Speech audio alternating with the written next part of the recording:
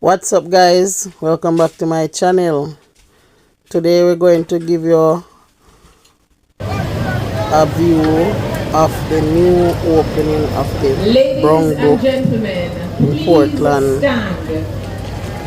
Urban Center, guys. So just stick and stay, watch what go on. Do remember, guys, if you reach this far in the video, like, comment, share, and subscribe, guys.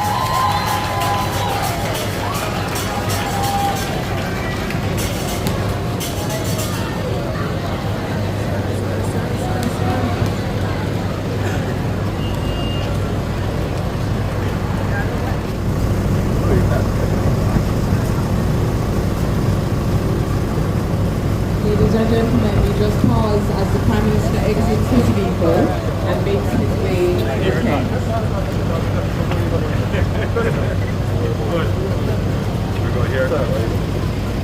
Ladies and gentlemen of the island of Jamaica.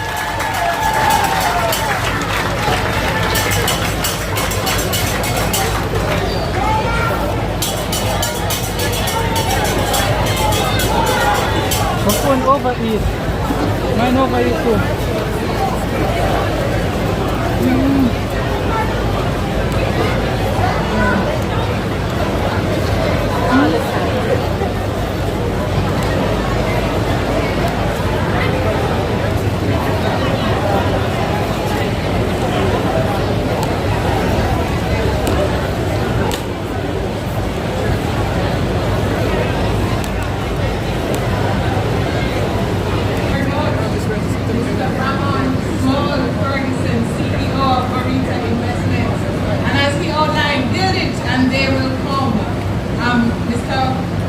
Ferguson is very tall, and what he described is a very tall investment in Portland as 40% shareholder in the Boundbrook Center.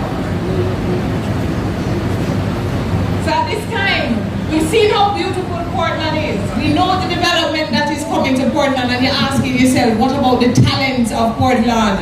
And now we're going to showcase some of the talents of Portland from the Port Antonio primary. Their piece is Blessings Medley, and it received the highest gold at the parish level in the JCDC music competition and went on to the national round. After which, we'll hear from Boundbrook Primary. The title of their piece is More Than Conquerors, an award-winning dub poetry. It received the Gold Award at the 2023 JCDC Commission's music competition at the parish level, and it's written by their teacher, Samantha Hardy. Ladies and gentlemen, let us welcome the future of Jamaica, Port Antonio Primary and then Boundbrook Primary.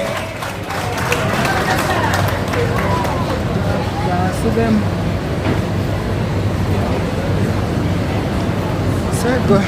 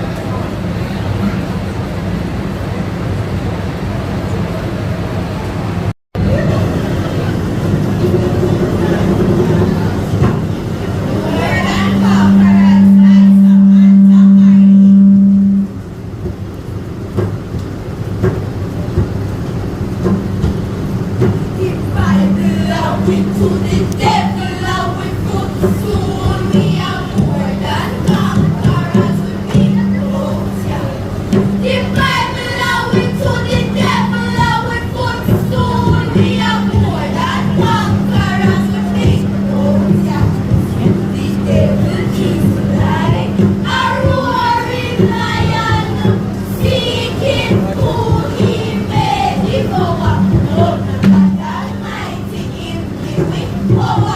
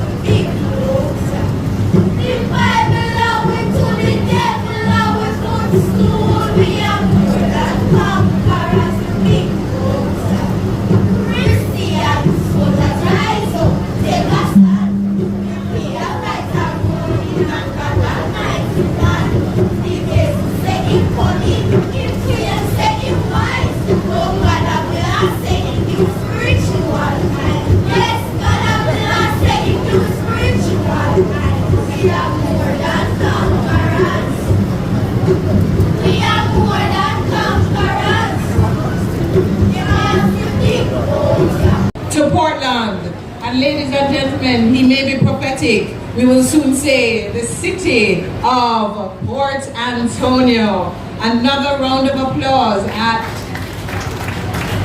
Now, this project would not be possible without our equity partners. We've heard from the FCJ, we've heard from NCB Financial Group, and another critical entity in the development of the Boundbrook Urban Center is Barita. Barita making money work for you through their hard-working CEO, Mr. Ramon Small Ferguson, who is here today and will bring his greetings. A round of applause as we welcome Mr. Ramon Small Ferguson.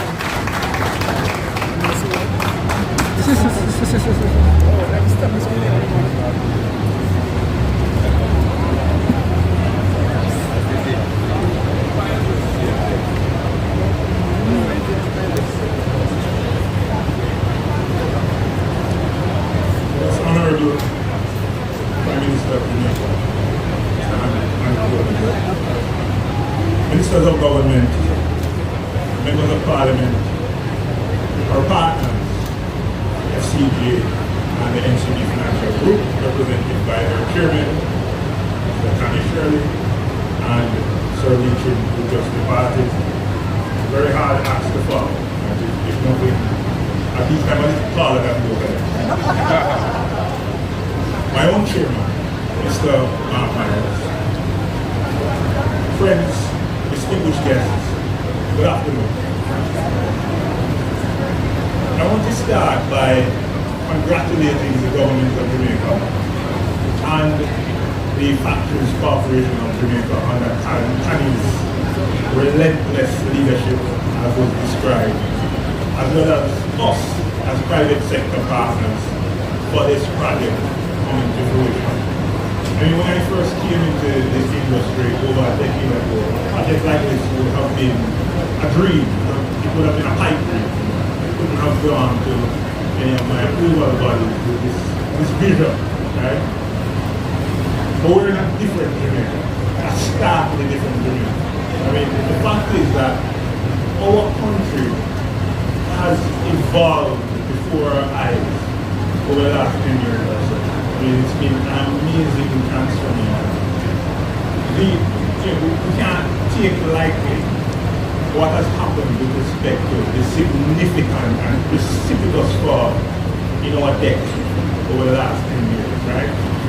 And what that has done is set Jamaica up in a way that is enviable to really now start to tangibly lift the quality of life of every Jamaican. And this is an example. Let me explain. Jamaica is now poised to receive significant investment from the government of Jamaica, who now has capacity because it has so much less debt. From the private sector of Jamaica, who now has the confidence to partner with the government to build this country. And from onlookers overseas who are excited by what we have been able to do here in Jamaica and what we plan to do and are eager to invest. And Mr. Hill will tell you about that from the business ministry. Now, one thing that is not well known by some Jamaicans, but is well known by our counterparts in the region and is now spreading like wildfire all over the world, is how amazing our framework is for public-private partnerships. We have an enviable, well-structured framework to enable collaboration between the government and the private sector. Right?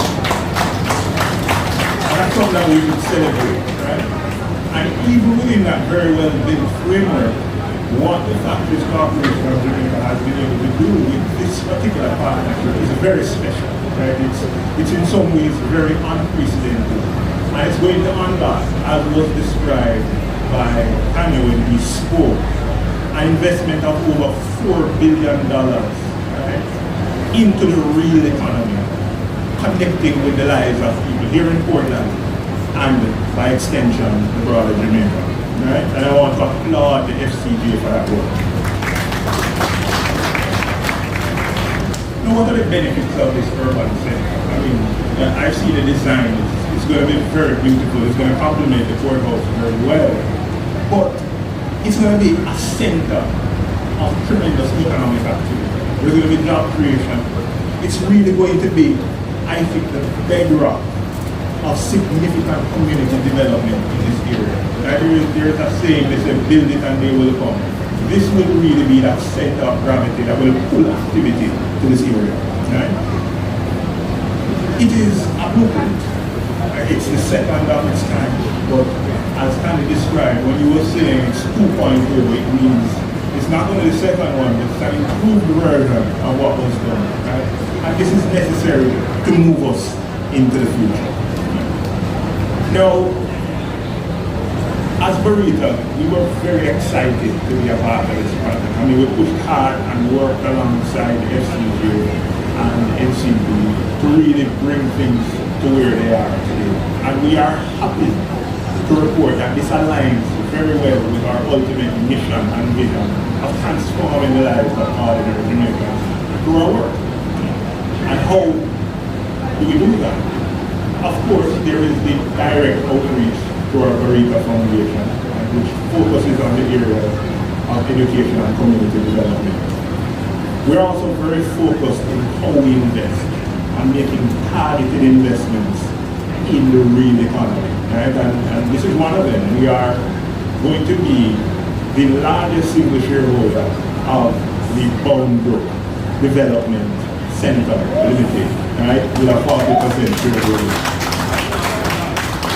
We also focus very heavily on being creative with our financing to complement the traditional financing that's available in the banking sector. I mean, under the leadership of our Senior Vice President of Investment Banking, Terry Skettle, who is in the crowd, over the last 5 years, we've been able to unlock almost $1 billion in capital to our customers. And a lot of that has ended up right back in the real economy to make projects like this possible. Like everybody else here who has a great belief to come out, we are committed to nation development. We're not just saying it, we're mobilizing our efforts behind it. Right? And you know, it's our objective to transform lives, yes, but we really want to do that with creating value for our customers, for our team members, and ultimately for the wider society. So in closing, I want to thank you guys for joining us here today. It is a momentous occasion, and I am very excited, and I hope that the burning sense of pride that I feel for this national achievement, because it again is a blueprint, right? It's step 2 of many. It really emanates around the room. I hope that we all feel that pride. And I hope as well that in our own lives we are inspired by all of the creativity that went into bringing this to fruition. And you know, it inspires us to think outside of the box to see how we can move the needle forward with our respective mandates and in our respective lives. So thank you very much again, everyone. Emotional moment for me personally, because on January the 5th, 1951, when I was 2 days old, my mother, who's an orphan, and who, when she had me, she was 18, and she was unemployed. So, if you, behind, up the hill there's a Port Antonio Hospital. And she had no job. She was adopted.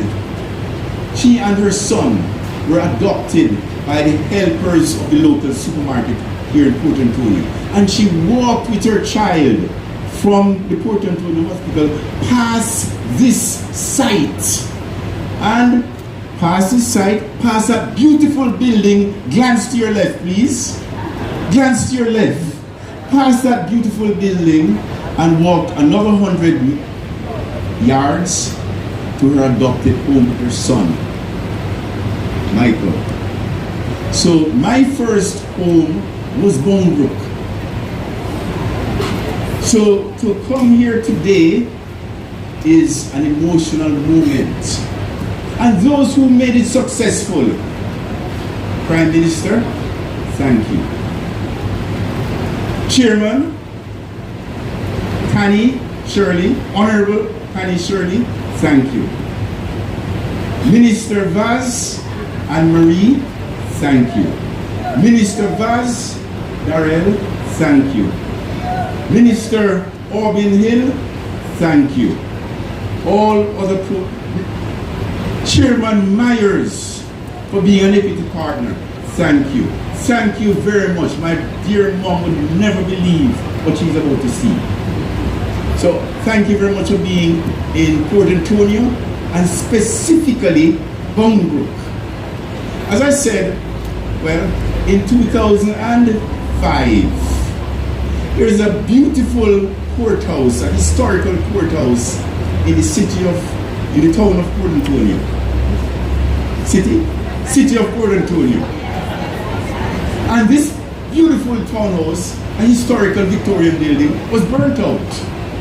So it was laying derelict in the city, in the middle of the town.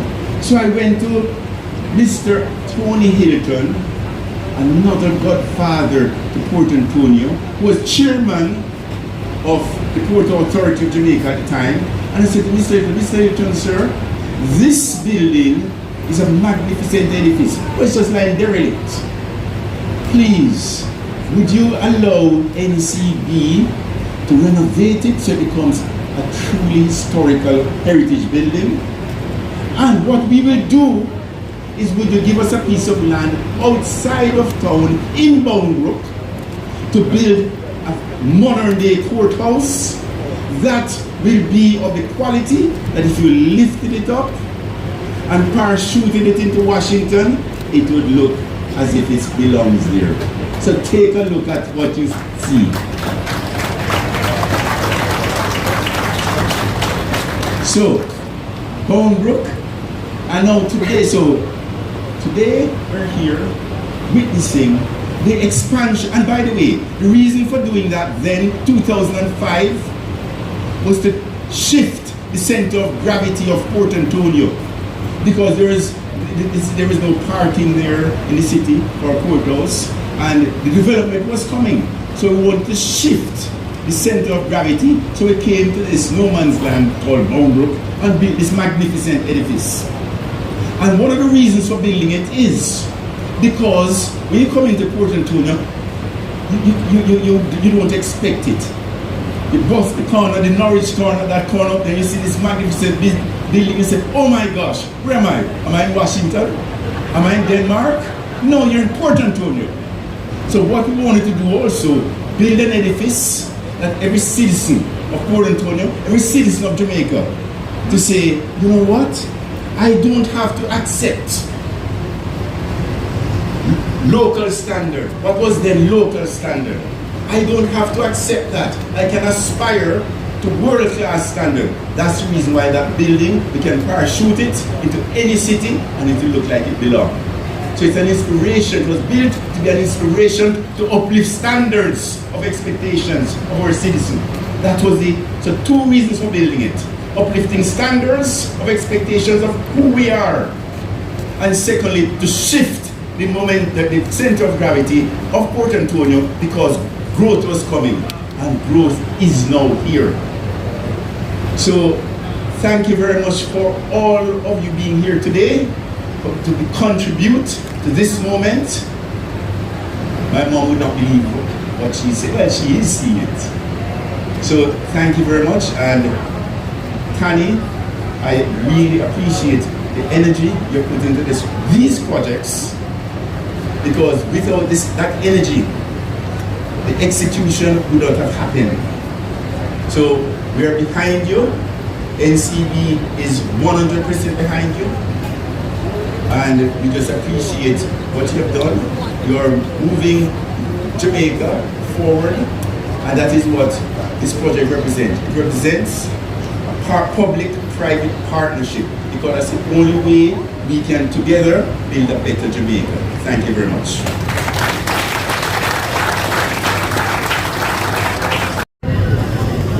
More equipment, more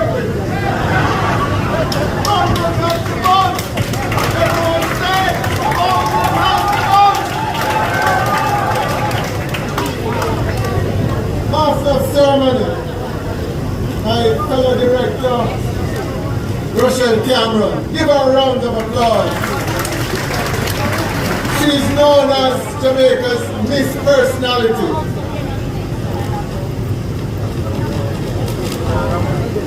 Prime Minister, who I hear is about to arrive, let me use the opportunity to welcome him.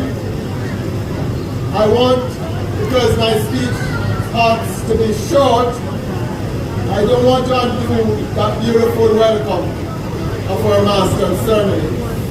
But it would be remiss of me not to point out my few friends. Ministers, government, I see my good friend Alvin Hill there, Mr. Darvaz, the hard-working Mrs. Anna-Marie Vaz. My good friend, Honorable Michael Leachy.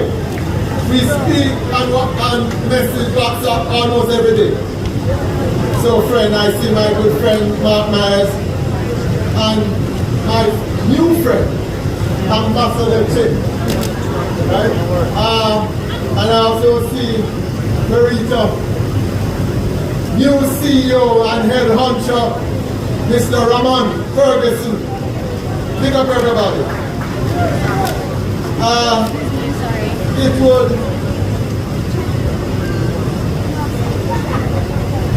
hard for me not to start out to say I greet you all and I greet you well. It is indeed a pleasure to be here today.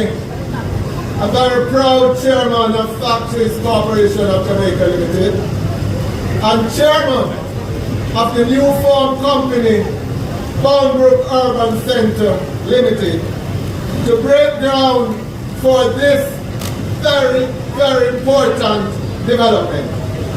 In fact, this is Project 2.0 of our mandate from our portfolio minister and Prime Minister, the most Honorable Andrew Holness, best known as the visionary and the builder.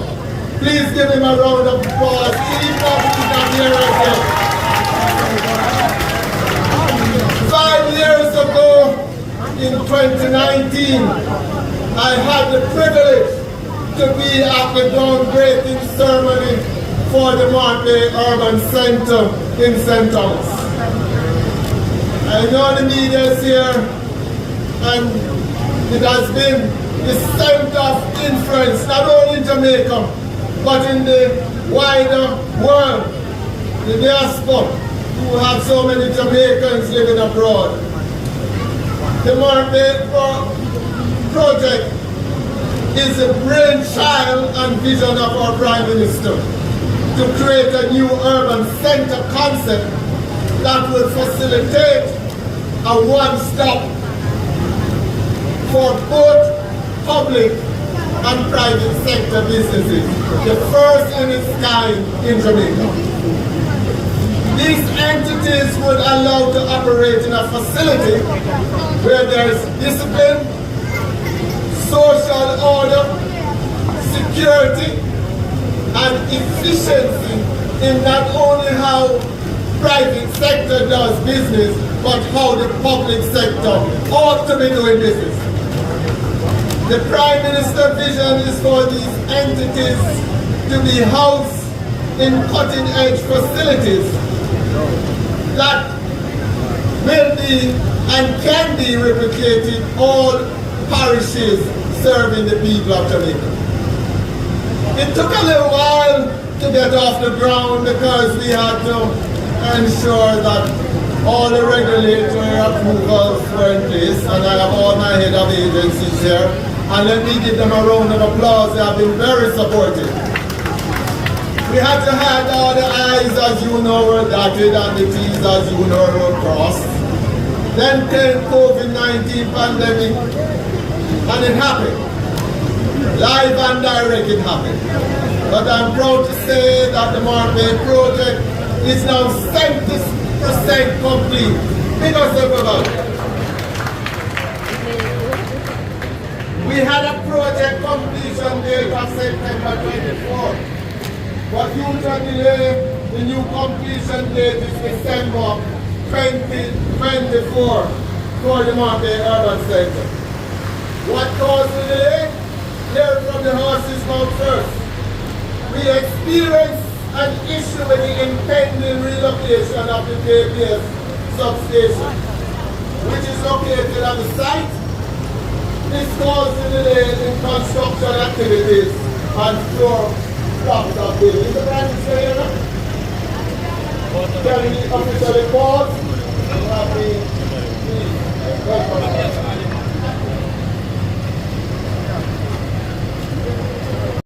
Minister of Science, Energy, Telecommunications and Transport. And interestingly, he was the portfolio minister at the time that the Boundbrook project came up. And in his inimitable way, he said, Tammy, no bother with the long talking, make we get this thing done. Ladies and gentlemen, the conqueror of Portland, the Minister of Science, Energy, Telecommunications and Transport, the Honorable Darrell Vaz. Thank you very much. Good afternoon, ladies and gentlemen. Honorable Prime Minister Costas, all of the big neck people that are here. Welcome to you all. Special welcome to Tani Shirley, the chairman of FCG and his team, without whom we would not be here, along with his partners that have financed this project, NCB and Barita. So as Member of Parliament for one of 4 constituencies in the East, meaning St. Thomas and Portland, and the only minister on the eastern end of the island, I'm proud to be here at the groundbreaking ceremony for the Boundbrook Urban Center. This administration under the leadership of Andrew Holness has placed greater attention and directed more capital investment and infrastructure upgrades in Portland and St. Thomas than any other administration in the history of Jamaica. And you know, ladies and gentlemen, the reason for this is not political, it's economical. That's the difference. And I come from a standpoint where I'm not going to talk about Boundbrook because everybody has spoken and will continue to speak about it. I'm going to speak about my journey, which started in 2007 when I became Member of Parliament for Western Portland. And when I came to Portland in 2007,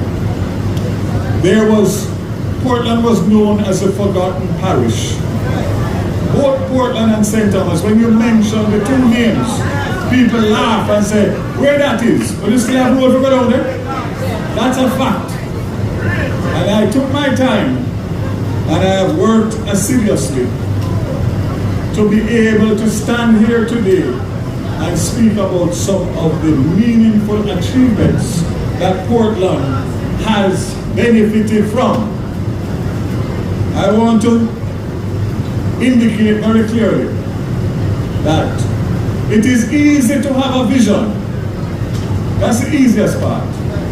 It is executing that vision and connecting the dots, which is why I'm going to repeat what I've repeated several times before. There is no Prime Minister that has had a vision, and all of them in the past that have been able to connect the dots where you can see the meaningful changes as you drive around Jamaica, the length and breadth of Jamaica.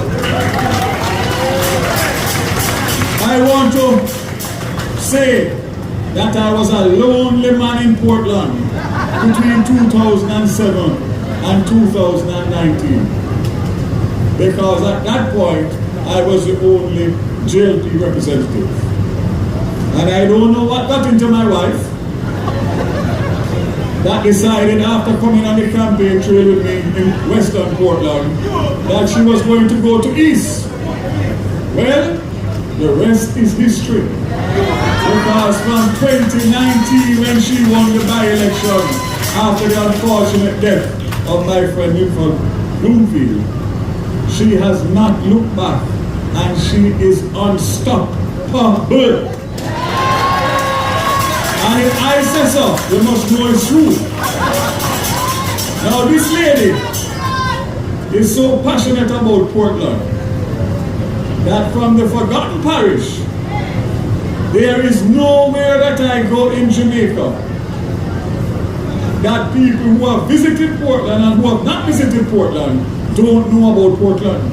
They know every single solitary thing that's happening in Portland and all the good things that are happening in Portland. So, Prime Minister, from 2007, when I came here as the forgotten parish, the only thing we had here at that time was the marina, which was built in 2003. And that was the extent of it. Some people call it a white elephant.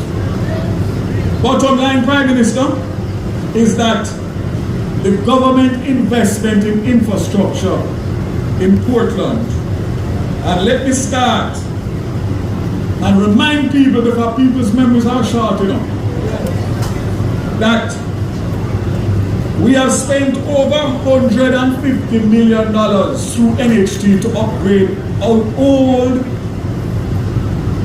housing schemes that were built decades ago, where the infrastructure was at zero. All of the government housing schemes in Portland have been upgraded. Who remembers the police station where when we used to walk up the stairs, you have to pray so you don't drop through the floor because teaching them it out 40 years ago?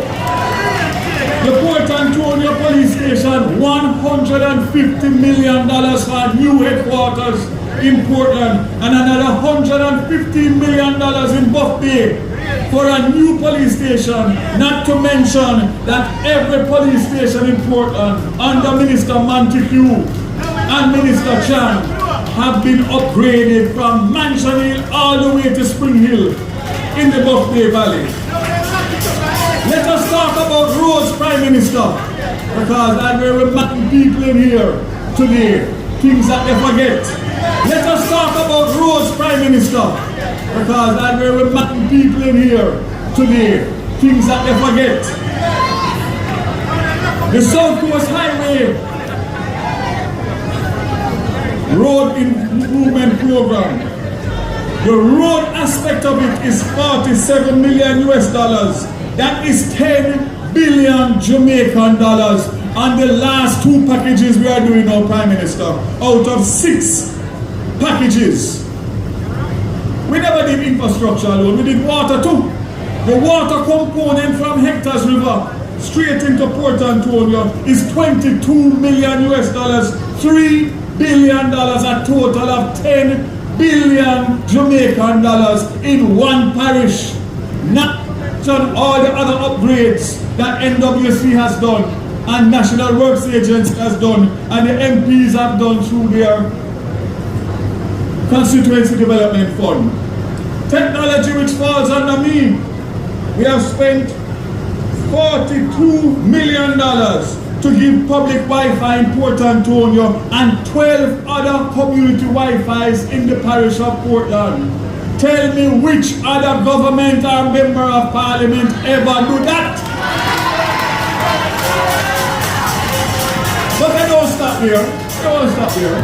I don't stop here. Through MP Anne-Marie Vaz, the HAJ is about to start 45 acres in Norwich to do 100 service lots to sell to people who want to remain living in Portland and work in Portland. The National Housing Trust is doing 790 residential lots right at Pasley Gardens so that Portland people can leave school and work and live in the parish rather than having to migrate and come back. That is what you call join up government. That's what you call vision. And that's what you call implementation. But we don't stop there, Prime Minister. The big problem that I have had from 2007 till now is that we have done a lot.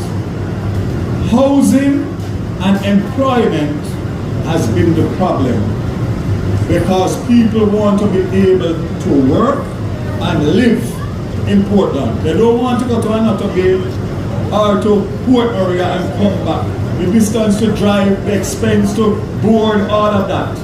So those were the two missing pieces, because Portland traditionally has been tourism and agriculture. Yes? So what you find now is with the Boundbrook urban center, with 65,000 square foot out of the 140,000 square foot of BPO. I called the president of the BPO Association this morning and I said, work with me a little bit. 65,000 square foot. How much jobs does that equate to? Now you know them have a template. Said 1,300 jobs.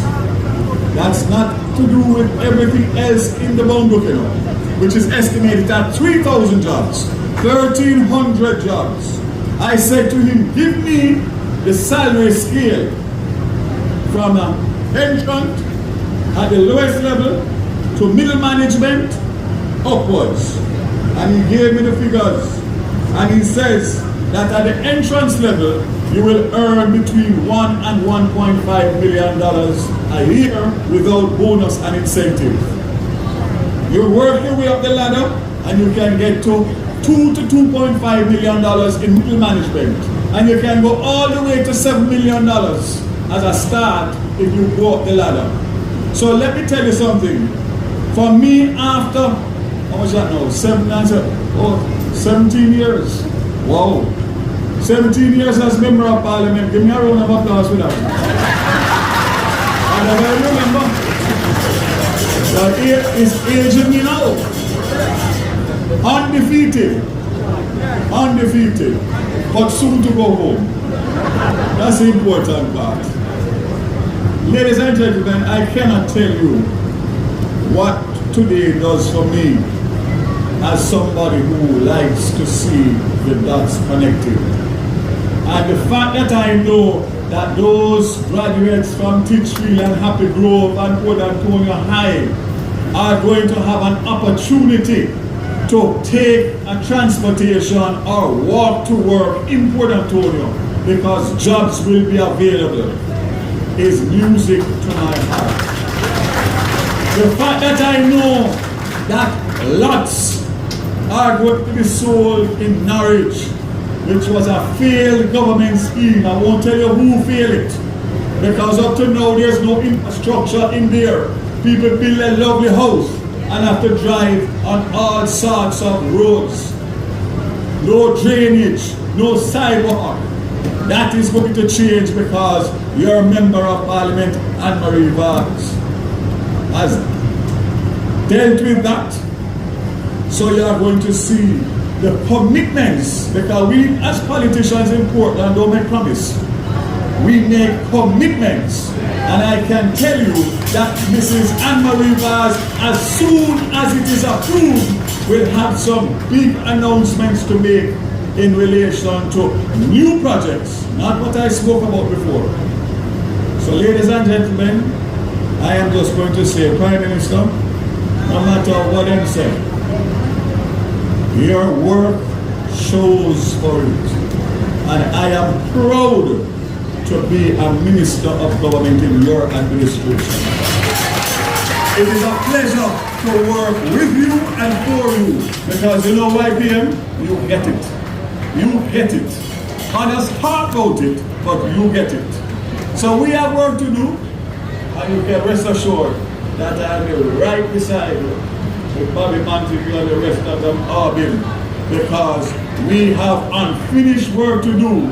And I'm imploring the Jamaican people gathered here, whether you're from Portland or not, think about your country first, because this administration is going to take us from poverty to prosperity.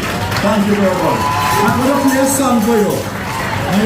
You're not going to believe it, but I thought of it last night. Music man, run it for me.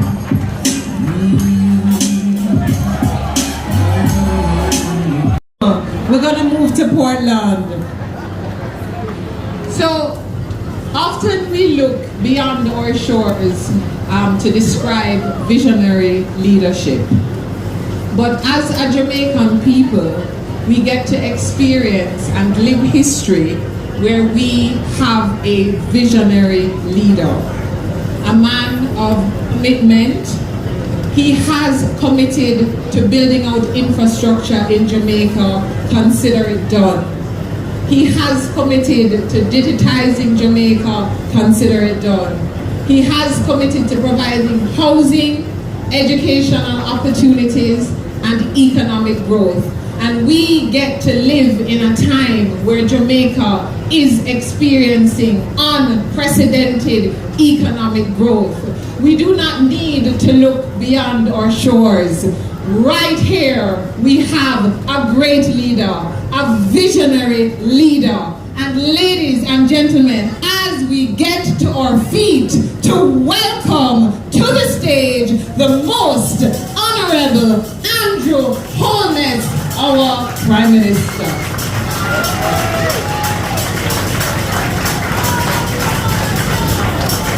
Thank you very much, Rochelle, for that rousing welcome.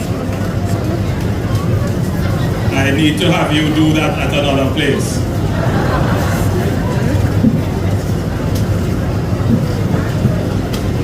First, let me commend the performances. I've been to many events, as you can imagine, and I've seen many school performances. And oftentimes, quietly, I reserve my disappointment because the performances don't live up to what I expect. It's not the students' fault, it's the cultural direction. It is the interpretation and the translation of our culture into action. And sometimes it is without depth. Sometimes it is performed without any talented consideration, without passion. It's not uplifting. But every performance that has graced this stage here today is a gold medal winning performance, a true representation of our country. And I am impressed, and so I give my commendations to the performers, but I also give commendations to the teachers and the cultural directors. It is a reflection of Portland's continued preservation of what is good about Jamaica.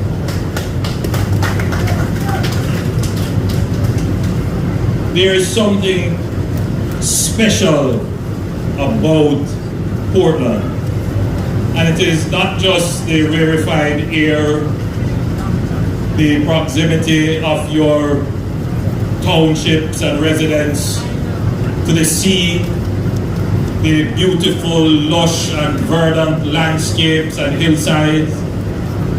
It is the people. Something special about the people. And as I drove through St. Thomas, coming in, a member of my security detail who is from the parish, he said to me, Prime Minister, as these roads are being developed, I don't want them to change the character of Portland.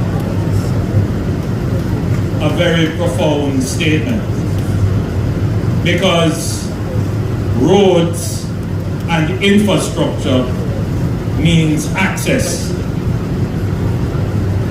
And access means different perspectives, different people, different behaviors, different norms can come into the space and change the nature of the area. So I know that there are many Portlanders who welcome the development, but are concerned that the development, the infrastructure could change the nature of the place. This administration understands the nexus between infrastructure and culture. We understand the nexus between infrastructure and the economy. We understand the nexus between infrastructure and the security. And therefore, whatever we do, we have these considerations in the forefront of our minds when we develop policy. There is one other critical element that we must consider: the nexus between infrastructure and the climate. So I want all Portlanders to understand that you have a thoughtful government that is not just eager to lay asphalt and widen roads and have people come in to this space and utilize this space. We are very cognizant and understand that infrastructure must improve the quality of life. So as I entered the town of Port Antonio, I would have been corrected if Michael Leachin were here, he would say city, where we're not quite there yet. But as I entered the town of Port Antonio, and I saw the traffic in the town and the people moving about, bustling about, and I'm looking on their faces, everybody trying to get to their destination, make ends meet, the inconvenience of having to step off the sidewalk, to walk in the middle of the road, to hop and skip garbage that may be in the road, a pothole, avoid a car. And I see the misery and inconvenience and frustration on the faces of the citizens. I see it as well when I stand in the motorcade in the roof of my vehicle, waving to people as I go by campaigning, and I see the eye contact, the hesitation. I like to see a Prime Minister, but the condition. The condition. And the experience of that condition, regardless of how I may feel that I'm achieving something, I'm doing a road here, a road there, a park here, new buildings, but my condition has not changed. And I am frustrated because I've heard promises before. I have heard sweet-talking politicians many times over, but my condition has not changed. And when I stop, shake hands, and I am embraced, and they say, "We love you, Prime Minister, we love you, God bless you." But the condition hasn't changed. It has been 40 years that the condition has been the way it has been. Portland is, as a parish, 300 years old. Portland as a parish, 300 years old. Port Antonio was about 1793, thereabouts, I don't quote me on it, but in the 1700s, the town of Port Antonio was established. And you know what was the basis of the town, why it developed? It developed as a port town because of the banana trade. Sugar to a lesser extent, but mostly the export of banana and other fruits. And then it got further impetus as basically the first town of tourism in this region, in the Caribbean region. And we have some historical tourism gems in this region. You know, my understanding, of course, that this is the birthplace of the famous British secret agent. Yes. I'm not talking about Bobby Montague 007. I'm talking about James Bond with Errol Flynn, who developed this fictional character. So Portland has great roots and has contributed significantly to national development and indeed internationally as well. So it is time for the administration to pay attention to Port Antonio, to Portland, and to this entire eastern end of the island, St. Thomas, Portland, and St. Mary.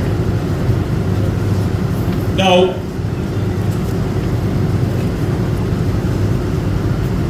how do we do this? The first thing that we needed to do as an administration is to ensure that we have the resources to respond. And that meant that we had to settle the fiscal issues, and I use this big word, fiscal. In simple terms, we needed to have settled the flow of public revenues to sustain a long-term investment profile. The challenge with Jamaica is that we did not to make the quality of my life better. So one isolated investment by itself is not going to do it. Which is why people still look at these investments and say, will it really make my life better? Because of the experiences that they have had. But what is different now? What is different now? Well, let me tell you what is different now.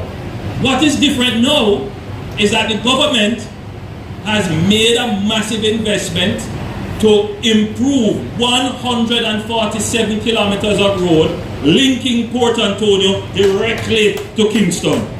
So from Harbour View, come all the way around, you're going to have the best quality road. Number one. And it is not merely asphalt. This is what we call a utility corridor. Underneath that road are massive pipelines to carry water,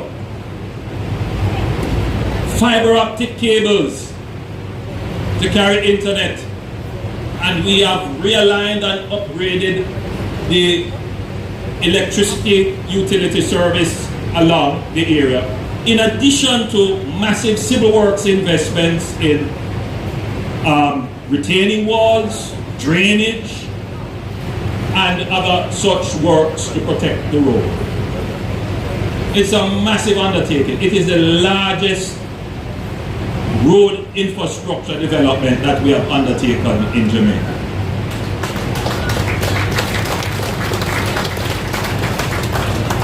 Stop for a moment and think that this is not a greenfield project. We could have decided to just find a new corridor for the road. We could have decided to do that. Run the road in the hill. But what would have happened if we did? It would have killed off all the towns and residences on the old road. And then what would have happened? It would be hard to justify having built a new road, spending money to improve the old one. We decided as a government that the intention of the investment is to improve the economic and social circumstances of the people where they exist. So we have made the investment keeping the old alignment as much as possible running through towns. Now that comes with its own challenges, because it's not easy to build a road that people live on.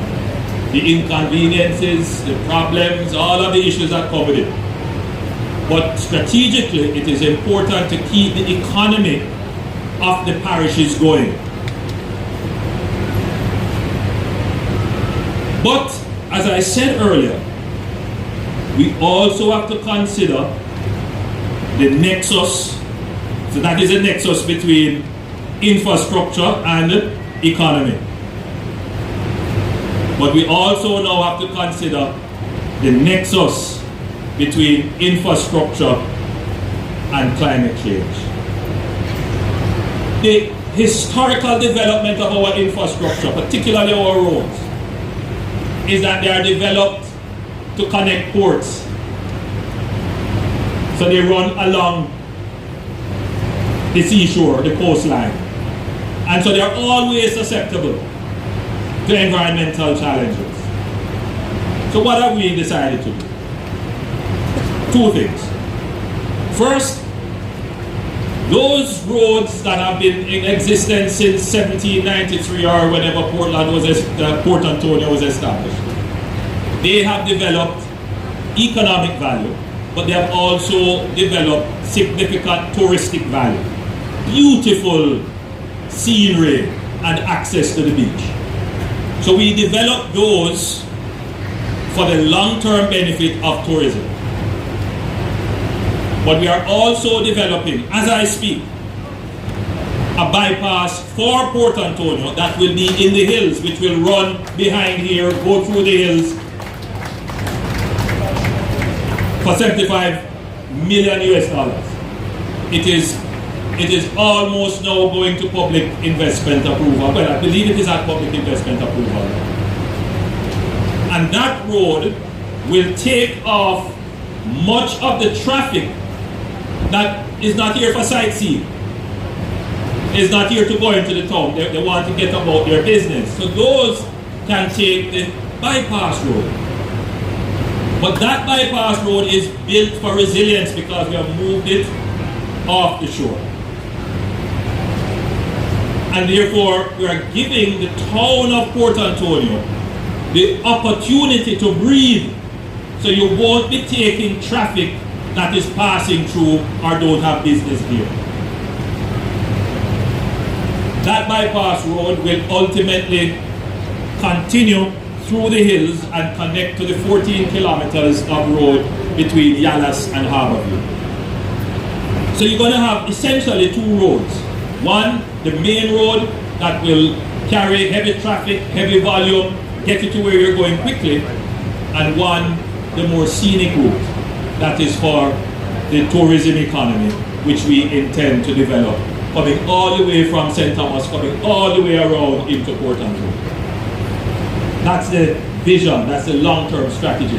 And every year we are building towards it. But we need to do one other thing. Having built the road, we now need to build buildings that are suitable for public use, built for purpose. And that is what we're doing, not just here in Port Antonio, but we have done it in Portmore, where we are building out the Bernard Lodge project, a massive project of over 10,000 housing solutions at an urban center. And that is underway. You can go there and see what is being done. We have done it, not talking about it, we have done it in Morant Bay. I passed it today, couldn't stop. I looked over there and I can tell you, it is coming along nicely. An entire new township, the first that we have built a township in maybe 100 years or more.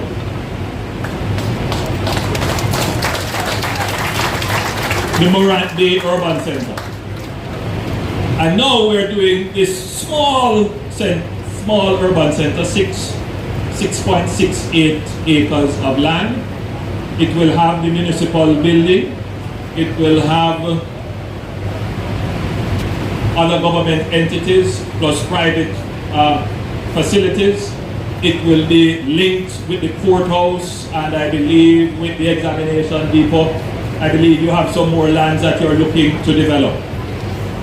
But there is, my friends, a master plan. So this is not a chaka-chaka development. And I can tell you that because we were trying to avoid chaka-chakaness, it took longer than we wanted. Because as we had already completed the plans for this, I announced some other plans for Port Antonio as a whole. And I brought in a world-famous architect and urban developer. His name is Gordon Gill, a Jamaican. This is a man who has done designs for new cities in China and Saudi Arabia, Toronto, Dubai. And he's saying, I want my country to look like these places. And we brought him in, and they have done a massive development plan for the entire waterfront of Port Antonio, specifically looking at the lands owned by the Port Authority, the UDC, and other government entities. Portland is set for massive development. But they're not going to be high intensity, high density development. No, we specifically want to avoid that. We are going for high value, low density development, including the development of the East Harbor into a cruise shipping port. And all of that is being planned. So we are not just doing one little development and expect that one little development to spark and be the catalyst for new development. No, we have a well thought out, coordinated plan backed by the resources to sustain long-term infrastructure investment without interruption. That is what is different. So to my friends who expect that in one election cycle, what took 10 election cycles to create, which is the disinvestment in your infrastructure, meaning that from the building was built or the road was laid, nothing else was done. So the infrastructure is there. What do you think happened? No matter how pretty you build a house, after the first 5 years it starts to depreciate. And if you don't invest in it, it will eventually fall down. And that is why Jamaica's infrastructure looks the way it looks. Jamaica, more than other Caribbean countries, had an earlier start in the development of our infrastructure. We had a new Kingston long before Trinidad had Trin City.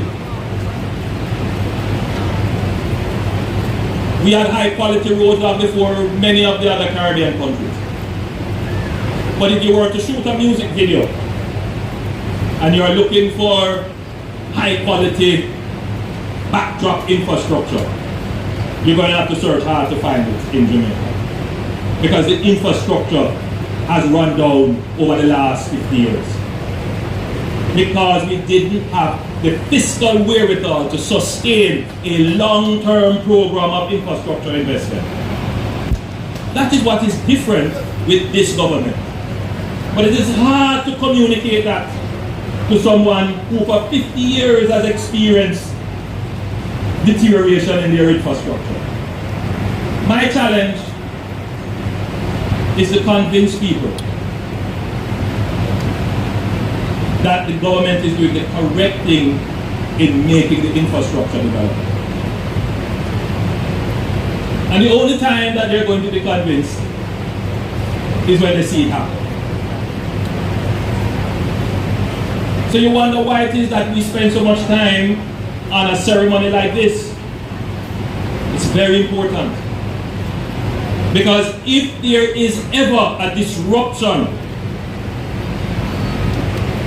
in the plans that have been laid to give Jamaica that uninterrupted long-term runway of projects, we will go back to the period when the fiscal arrangements are blown, when people who don't have an understanding of infrastructure and development take policy and lead us back down the road of destruction. So it's very important that I communicate to the people what it is that we're doing. And these are not just words. Go and tour the road from Harborview, come all the way around to here and see the transformation. Go and look on the Montego Bay bypass and see the transformation. Travel on the East-West Highway from Maypen straight into Mandeville and see the transformation. Go to Bernard Lodge and see the transformation. Come to the Morant Bay Urban Center and see the transformation. Go to Portmore and see the transformation in the Resilience Spa. Go to St. James and see the transformation that has happened with Harmony Park. And this is all happening all at once. When has that happened in Jamaica? I challenge the critics. I challenge the naysayers. I challenge the purveyors of negativity. When? If there is any criticism, is that we are doing too much.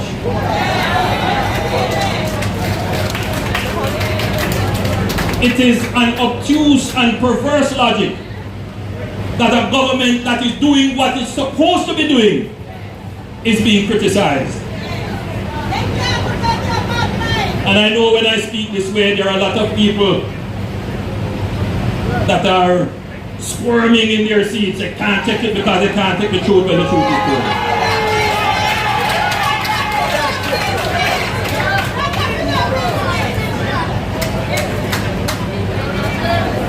But a lot of people feel it's politics time. I'm not ready for politics time yet. We will campaign on our record of performance. And what I am busy doing is building.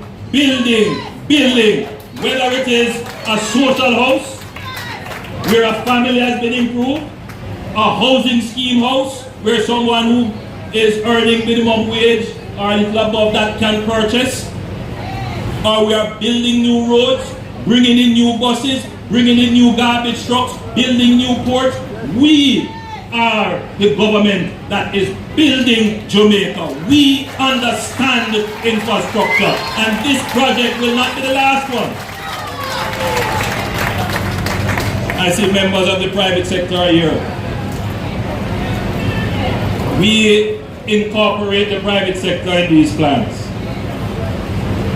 because we believe in the democratization of wealth, meaning that government mustn't own up everything. Bring in the private sector, and we said to the private sector, sell shares to the market. Make the average man can say own a piece of it. So we have a few more of these to go. We have 50 acres of land in Falmouth. Falmouth is a town that is exploding under the same pressure, and we are going to do another urban center, planning an entire new town in Falmouth. We have another 40 acres of land in Negril. We're going to do the same thing. We have lands in Old Harbour. We're going to do the same thing. We have Hopewell in Hanover, which is a bottleneck. We have put that as a priority, where we're going to build an entirely new township of Hopewell. So this government is serious about infrastructure development. We understand that infrastructure is going to change your life, improve the quality of your life. So for my brothers and sisters who have been frustrated for decades, who have not seen anything new happen in their built environment, who have to struggle through traffic, congested roads, dirty streets, and buildings that are inconvenient. I say to you, keep patience with the government. The plans are in place, the finances are in place, the technical skills are being put in place, and the programs are underway. We will fulfill the dream of Jamaica as the paradise, the developed country, the place of choice to live, work, raise your family, do business, have fun, and retire in paradise. God bless you. I love you.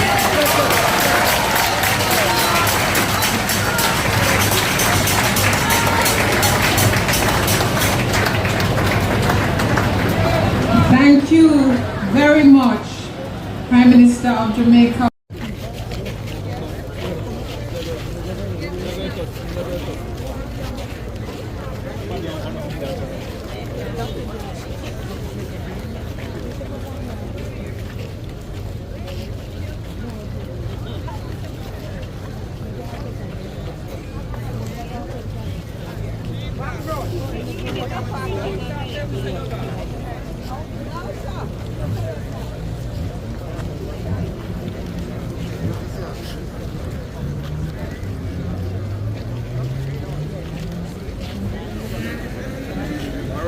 Can I all look straight, please? Look straight ahead. Straight ahead first. Can you have everybody come like one, please? Following the Prime Minister. Thank you. All right, so everybody, shovel in the ground. Everybody has some sand on the shovel. All right, everybody lift and hold. Got the And cameras. the cameras. And pretend to smile. And then turn to the right. Turn. One more. Do it again. Do it again. One more time.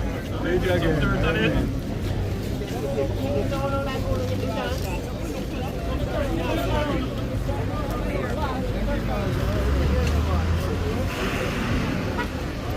Get some dirt on it. Turn on it. Flip. Turn to the right. Gentle smile. Yeah. And turn to the right. Turn to the right. And 4. Good start. Very good.